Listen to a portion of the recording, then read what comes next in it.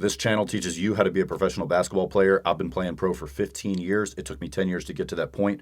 All I want to do is show you the tricks and tips so that you can have success.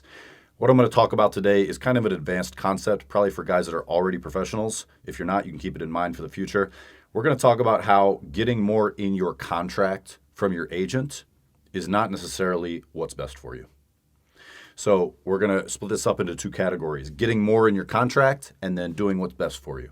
So here's how it works. You hire an agent, the best one that you can find, and they get on the phone for you and say, I need XYZ for my client. And then they come to you and say, good news, I got X and Y for you. It's amazing. Now, as you get older as a professional, you learn to distinguish what is actually good for you versus what is just more in your contract. And the reason that this is difficult to distinguish is because your agent's job is always to get you more, okay? They pride themselves in being able to say, I negotiated this from the team only wanted to give you this, and I got more for you. Like, I'm out here working for you, I'm out here hustling. That's their job, and that's good. There's nothing wrong with that. When it comes to getting more in your contract, what you're usually talking about is freedom. It means that you're not bound to this team. So if you play really well, you can leave, whether that's in the summer or whether it's during the season, or whether it's after only 2 years when the team wants you for 4 years. Whatever the reason is, you have your freedom. And the agent's job, again, is to get you your freedom. And you guys celebrate that together, thinking, oh, I really got something here. This is great. I get to play for this team, and I have my freedom if I do really well. But it's like getting more is not the same as getting what's best for you. And you as a player are the only person who's going to be on the defense for this, because your agent never is. Because their job is just to get you more. Their job is, like a rabid dog, just to go out and get my guy more. Get him more freedom, more options.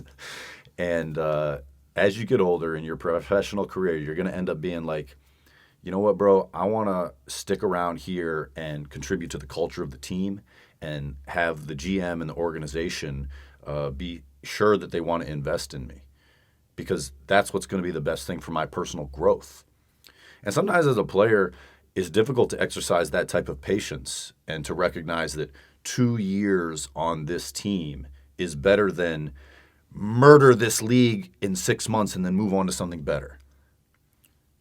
See, that first option is you being patient and mature and recognizing that, these 2 years are for growth, and they're also for other teams to see that I'm a stable player. I can be counted on. I can be integrated into a team, and that teams want me to be around for a long time. That's a big thing that European clubs look at is, has this guy stuck around with one team for more than a year? Or, of course, for more than 6 months, because that shows them that people like you. Like, people like to work with you. People want you around after the season's over, whether you won or lost. After the off season, they want you back.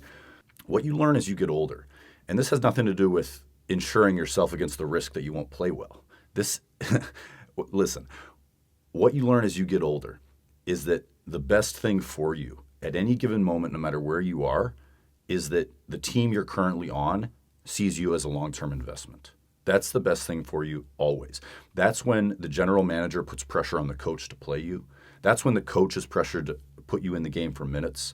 That's when the whole organization is behind you, looking at your development as the same thing as the team's development. That's when they invest in you, and that's what you want. See, when you get all this freedom in your contract, the team just thinks, well, he's going to be gone once he plays really well. We'll enjoy him while he's here, but he's not us. We're not him. He's not tied to us, so why would we invest in him? See, again, your agent's job is to get you that freedom. So it's never going to be him telling you, bro, you need to be tied down to this team so they'll invest in you. An agent's never going to tell you that. It's only you as a player and the wisdom that you gain through your professional development that's going to be able to look at your contract and say, hey, bro, I got all these outs, and I'm trying to get more from this team and more from this team and more freedom. But it's like, I'd rather just commit to this team, because if I commit to them, then they commit to me. And then I grow more during all of the months that I'm here. So even if I'm here for more months, yeah, I miss out on a potential better team, better league, but I'm going to grow more because these guys are invested in me, and I'm growing more for a longer period of time. So in the bigger picture, I'm probably going to end up with more money. I'm going to end up in a better league. I'm going to end up with more of the things that I want. And most importantly, I'm going to end up with a better reputation. So, see, when you stick around with a team for a long time, a lot of European clubs look at that on your resume and say, wow, people want this guy around after they're exposed to him, right? Nobody's kicking this guy out the door after 6 months or after 1 year. And when people look at your resume, they can't always tell the difference between whether you killed, so you took advantage of your freedom and left, or if the team was just like, we don't really want him around, so we're going to let him go. Like, people on the outside can't tell the difference. So when future GMs look at your resume, they like to see that you stuck in one spot for 2 years. You stuck in one spot for 3 years. It means that people want to keep you around. You're an asset to their culture. You buy in. You assimilate. So again, we're right back to you get handed a contract during the offseason, or you're on the phone with your agent and he's hyping it up like, bro, I got you these options. I got you this out. I got you this freedom. You're going to go make all this money on this team, but you still have options to leave if you play really well.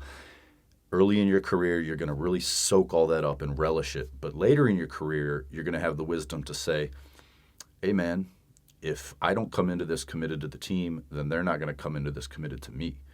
And, 2-3 months into the season, I'm going to be looking at reduced minutes, reduced from what I want. And it's going to be like, why would they give me all the minutes I want? Like, they know I'm going to be out of here. At least at the end of the season, they know I'm not sticking around. Like, I'm not their guy. They're not invested in me. Why would they want that? So with all that said, you got to learn to strike a balance between all this stuff. And you got to learn to exercise discernment when you're on the phone with your agent and recognize what side of the equation the agent is operating from. They're not trying to screw you over, and they're not bad. And it's great to have an agent that can get you options, get you freedom, negotiate well. But after all of that, you as the last line of defense, you as the CEO of your company need to sit and assess whether the more that they got you in your contract is actually what's best for you. As you get older, you'll learn to tell the difference between the two. So with that said, good luck, my people. I wish you nothing but success, and be well.